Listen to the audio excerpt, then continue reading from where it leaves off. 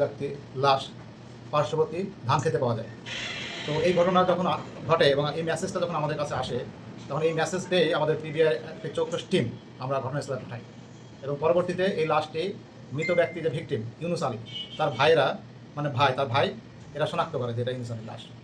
তো আমরা এই ঘটনাটার সাথে সাথে আমরা চেষ্টা করি যে এটার তথ্য উদ্ঘাটনের জন্য, রহস্য উন্মোচন করার জন্য।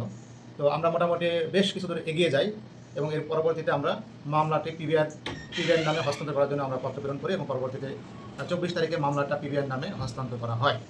এর প্রেক্ষিতে আমরা ব্যাপকভাবে তদন্ত কার্য শুরু করি। এক পর্যায়ে আমরা জানতে পারি যে এই ঘটনার সাথে সম্পৃক্ত যে হত্যাকারী তরিকুল, সে অবস্থান করছে গোপালগঞ্জ সদর থানাধীন এলাকায়। তো গতকাল রাত্রিতে অর্থাৎ 27/4/2026 তারিখ আমাদের একটি টিম গোপালগঞ্জ সদর থানাধীন এলাকায় অভিযান চালিয়ে আমরা হত্যাকাণ্ডে জড়িত মূল ব্যক্তি তরিকুলকে গ্রেপ্তার করি এবং তার স্বীকারোক্তি মোতাবেক আমরা যশোর বেনাপোল কোর্ট থানাধীন রহমতপুর গ্রামের অপর আসামি সবুজকে আমরা গ্রেপ্তার করতে সমর্থ হই এবং হত্যাকাণ্ড ঘটার পরে হত্যাকাণ্ড যে মোটরসাইকেলে করে ধান খেতে লাশটি ফেলা হয়েছিল, সেই সবুজের মোটরসাইকেলটিও আমরা সবুজের বাসভবন থেকে আমরা উদ্ধার করতে সমর্থ হই। তো আমরা ব্যাপক তদন্ত কার্যক্রম চলমান আছে। আমরা এই মামলায় আরও 2 জন ক্রিমিনাল আছে, আসামি রয়েছে, তাদেরকেও গ্রেপ্তার আমরা অচিরে করবো ইনশাল্লাহ।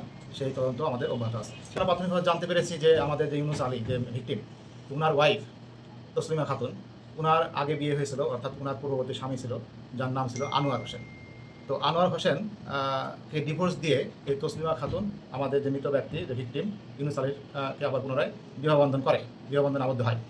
তো এই পরিপ্রেক্ষিতে আনোয়ার হোসেনের একটা ক্ষোভ ছিল যে যেহেতু আমার ওয়াইফ পরবর্তীতে ইউনুসের সাথে বিয়ে বসেছে, সুতরাং এই ক্ষোভের বশবর্তী হয়ে মূলত আনোয়ার হোসেন প্ল্যান করে যে তাকে কীভাবে পুনরায় আমার ওয়াইফকে আমি ফিরে পেতে পারি বা ইউনুসকে কীভাবে শিক্ষা দেওয়া যায়, সেই পরিকল্পনার অংশ হিসেবেই মূলত এই হত্যাকাণ্ড।